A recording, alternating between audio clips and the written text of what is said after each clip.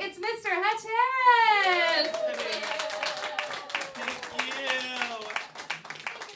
Thank you, Jenna.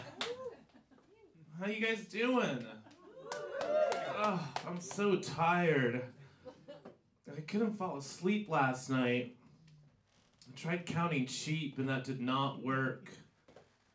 And then I tried counting crows and that totally worked.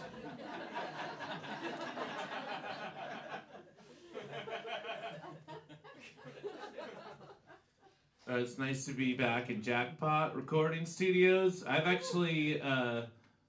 made records here. I've actually stood like right here and played guitar and recorded a record. The drummer was set up kind of back where you guys are sitting. So when you guys are clapping, if I keep telling you to slow down the clap, don't be offended. Most of my music career has been trying to get a drummer to slow down. Anyone from Portland originally? You are? 4, 5? That's a lot. That's like the most like native Portlanders you'll find like in any one setting anywhere now. Like I don't know what they're doing with people that are from here originally. Like anytime someone moves here is someone that was born here kicked out of the city. Yeah, it's crazy. I am originally from Portland. I've lived in Portland my whole life since I moved here from California.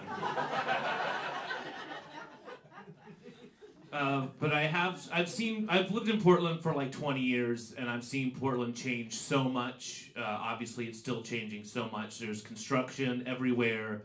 There's so many people moving here. But I feel like there's still like some hints of like old, dark, creepy Portland. True story, recently in Forest Park, I saw a guy shooting up in his foot. But it made me so sad, because all I could think was in a few weeks that junkie's going to be a condo.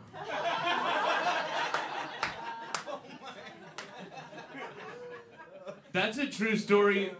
The grossest part of that story is not that a guy was shooting heroin into his foot in broad daylight, but that he was sitting in the hot sun and he had a gallon of milk next to him. See, that face you made. Like, no one makes that face, the disgusted face, when I talk about shooting smack in your foot. When I talk about drinking a hot gallon of milk in the sun, everyone's disgusted. So if you had to choose, shoot smack in your foot or drink a hot gallon of milk, who chooses the milk? No one. Ever. So you guys want to go to Forest Park? So weed is finally legal here now, which I'm very happy about and my dealer's not happy about. Because if you can just get it legally, how's my dealer supposed to make anyone listen to his mixtape?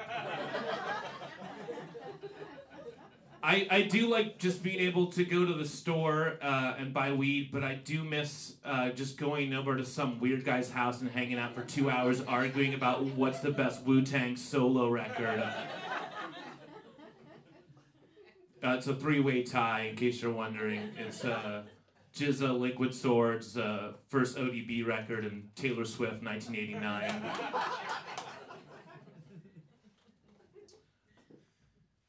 Should I feel guilty about using someone else's HBO Go password? No. Can I use yours? Cool. I know I shouldn't. I do feel guilty only because this is my new girlfriend's ex-boyfriend's dead mother's password. Seriously. I gotta watch The Jinx somehow. And like, she's not using it.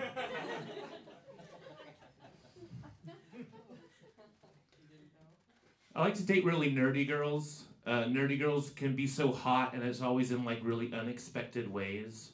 Other night I was making out with this really hot nerdy girl and she took off her shirt and instead of a bra she was just wearing a Lord of the Rings DVD box set. It like took all night to get it off. We were like listening to the director's commentary at like 5 in the morning. I can't watch Lord of the Rings, The Hobbit. I can't watch those films. They're too long. I don't have the patience for it. I took a girl on a first date to see The Hobbit, the last one. The movie was so long. Halfway through the film, she'd already broken up with me and was dating another guy a couple rows ahead of us. And by the time the credits rolled, they were both dead.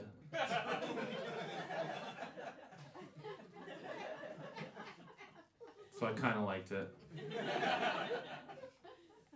I did go on a first date recently, and going on a first date is like so nerve-wracking for me because there's so many decisions to make, like where we're gonna go eat and where we're gonna break up.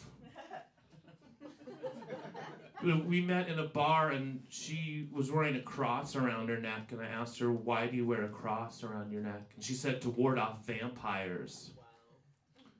And I was like, whew, I thought you were one of those crazy people.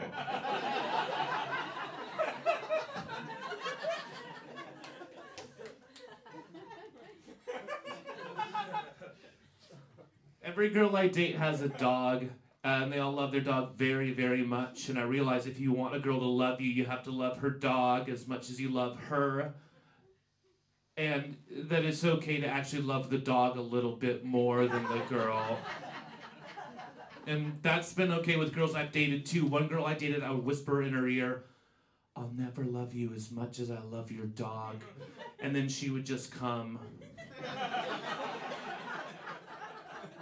And we wouldn't even be in bed. We'd be like at breakfast. But it's easy, right? I mean, I love dogs. We all love dogs. It's not hard to love a dog. Even Hitler loved dogs. So if you don't love dogs, who are you? I'll tell you who you're not. You're not Hitler. If you don't love dogs, you are definitely not Hitler. So Hitler loved dogs, and Hitler loved art, and Hitler was vegetarian, just like every girl I've ever dated. So when people ask me what my type is, I just say Hitler. Except not dead. That would be weird. So I am single a lot.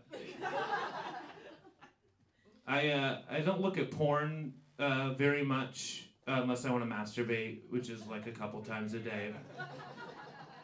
So I will look at porn on the internet. I like to go to Pornhub, which I guess is like the Atlanta of internet porn. It's where like cum shots have layovers before they head on to their final destination on someone's face. I do go to Pornhub. I don't even watch the videos. I just read the comments. Just because bad grammar makes me cum really hard.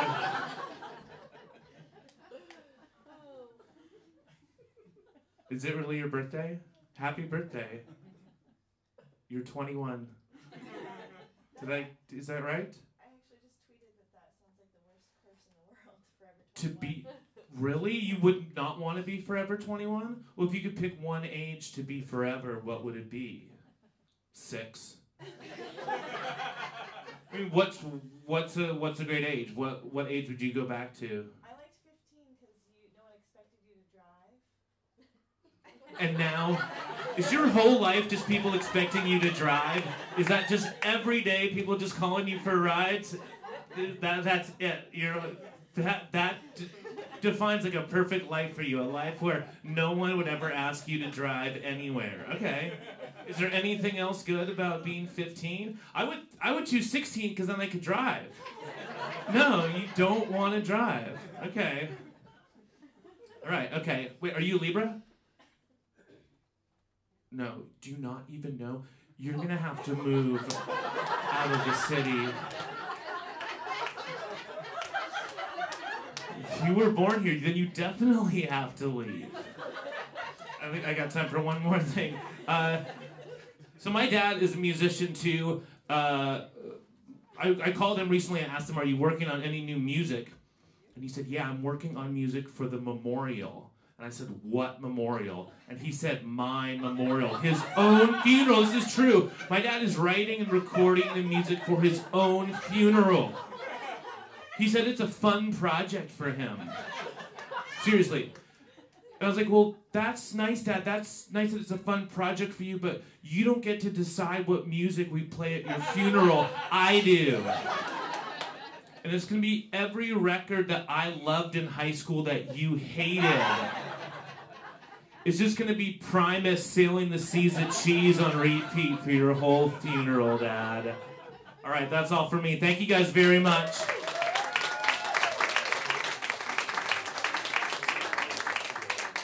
Oh my God, keep it going for Hutch, Harris. Please.